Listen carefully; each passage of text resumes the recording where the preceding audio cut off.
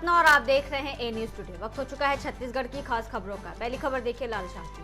भाजपा कार्यालय में 2024 के लोकसभा चुनाव को देखते हुए पोलिंग बूथ की जानकारी और विकसित भारत संकल्प शिविर के विषय में बैठक हुई। कार्यक्रम में दंतेवाड़ा विधानसभा के विधायक चैतराम अटामी भी मौजूद रहे। चैतराम अटामी के विधायक बनने के बाद भाजपा संगठन द्वारा आयोजित की गई ये पहली बैठक थी। उन्होंने सभी को संबोधित करते हुए कहा कि भारतीय जनता पार्टी साल के 365 दिन चलने वाली पार्टी है, अन्य राजनीतिक दलों की तरह नहीं जो सिर्फ चुनाव के दौरान काम करने वाली पार्टी है।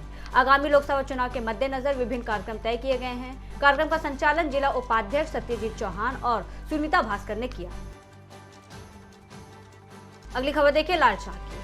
भारत सरकार की प्रमुख योजनाओं आयुष्मान भारत योजना, प्रधानमंत्री गरीब कल्याण योजना, आवास योजना, उज्ज्वला योजना, विश्वकर्मा योजना, सुरक्षा बीमा योजना आदि की जानकारी आमजनों को देने और लाभार्थियों को योजनाओं के तहत लाभान्वित करने और जागरूकता बढ़ाने के लिए विकसित भारत संकल्प यात्रा का आगाज बालूद, रेंगानार, घाटम, बड़े तुमनार में किया गया। इस अवसर पर जिले में प्रचार वाहन रथ को रवाना किया गया। इस दौरान प्रधानमंत्री नरेंद्र मोदी के वर्चुअल संबोधन को लोगों ने सुना।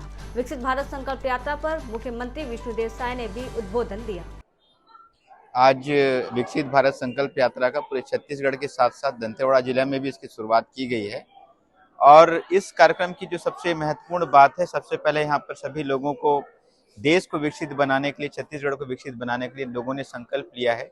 इसके अलावा केंद्र सरकार के द्वारा जो चलाई जा रही योजनाएं हैं, जो जनता से जुड़ी योजनाएं हैं, ऐसी योजनाओं को लोगों तक पहुंचाने के लिए लोगों को जागरूक किया गया है। साथ ही इस यहाँ पर जो लोग जो गैप आइडेंटिफिकेशन के लिए फॉर्म भी भरवाया गया है, स्क्रूटनी भी की गई है और कुछ हितग्राहियों का जो है आज उनको कई योजनाओं का लाभ भी प्रदान किया गया है। अगली खबर देखिए चंद्रदीप यादव की। बलरामपुर की कुसमी में नवनिर्वाचित विधायक उद्देश्वरी पैकरा के आगमन पर भाजपा कार्यकर्ताओं ने स्वागत किया। इस दौरान नवीन सभा कक्ष का विधायक उद्देश्वरी पैकरा के द्वारा उद्घाटन किया गया।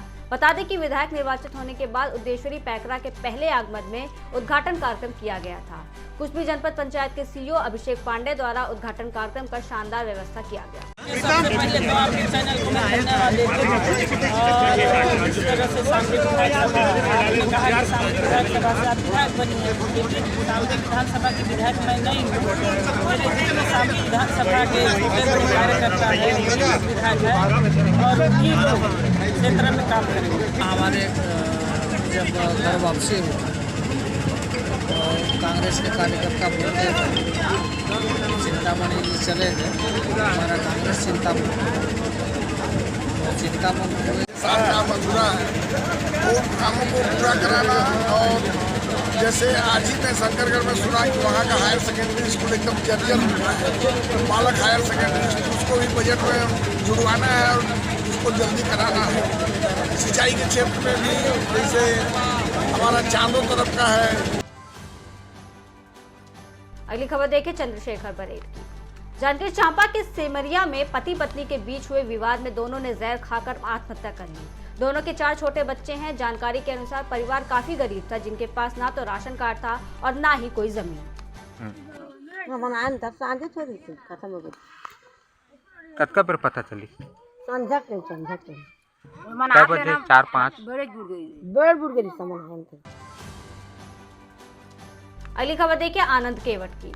केंद्र और राज्य सरकार की योजनाओं को जन जन तक पहुंचाने और आमजन को योजनाओं से लाभान्वित कराने के उद्देश्य से आरंभ की जा रही विकसित भारत संकल्प यात्रा का शुभारंभ प्रधानमंत्री नरेंद्र मोदी की उपस्थिति में वर्चुअली किया गया। प्रधानमंत्री ने वर्चुअल माध्यम से देश भर में यात्रा के अंतर्गत आयोजित होने वाले कार्यक्रमों से जुड़ते हुए हितग्राहियों से बातचीत की। मुख्यमंत्री विष्णुदेव साय, उप मुख्यमंत्री अरुण साव और उप मुख्यमंत्री विजय शर्मा भी वर्चुअली कार्यक्रम के शुभारंभ में शामिल हुए। विधानसभा क्षेत्र बेलतारा विधायक सुशांत शुक्ला के मुख्य अतिथि में कार्यक्रम का आयोजन किया गया। अगली खबर देखिए चंद्रशेखर बरेट की।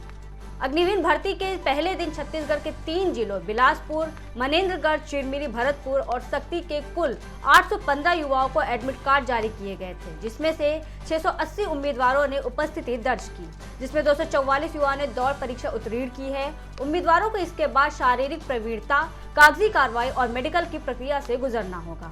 जांजगीर चांपा और सेना भर्ती कार्यालय रायपुर के संयुक्त सहयोग से भर्ती कार्यक्रम चल रही है। युवाओं में इजरायली भर्ती के प्रति अपार उत्साह देखा जा रहा है। गौरतलब है कि छत्तीसगढ़ के 33 जिलों के लिए आयोजित सेना भर्ती के लिए 6,853 युवाओं ने सीईई परीक्षा उत्तीर्ण की है। अखिल भारतीय पूर्व सैनिक सेवा परिषद के तत्वाधान में विजय दिवस मनाया गया। थाना प्रभारी प्रहलाद यादव, यातायात प्रभारी ज्ञानेंद्र चौहान और अखिल भारतीय पूर्व सैनिक सेवा परिषद के पदाधिकारियों ने दीप प्रज्वलित कर वीर शहीद जवानों को भावभीनी श्रद्धांजलि अर्पित कर अमर बलिदानों को याद किया और सभी वीर शहीद जवानों को 2 मिनट का मौन रखकर श्रद्धांजलि दी। बता दें कि 16 दिसंबर को 1971 के युद्ध में पाकिस्तान पर भारत की जीत के कारण मनाया जाता है। इस युद्ध के अंत के बाद 93,000 पाकिस्तानी सेना ने आत्मसमर्पण कर दिया था। साल 1971 के युद्ध में भारत ने पाकिस्तान को आत्मसमर्पण करने को मजबूर कर दिया, जिसके बाद पूर्वी पाकिस्तान स्वतंत्र हो गया था, जो आज बांग्लादेश के नाम से जाना जाता है। यह युद्ध भारत के लिए ऐतिहासिक और हर देशवासी के हृदय में उमंग पैदा करने वाला साबित हुआ।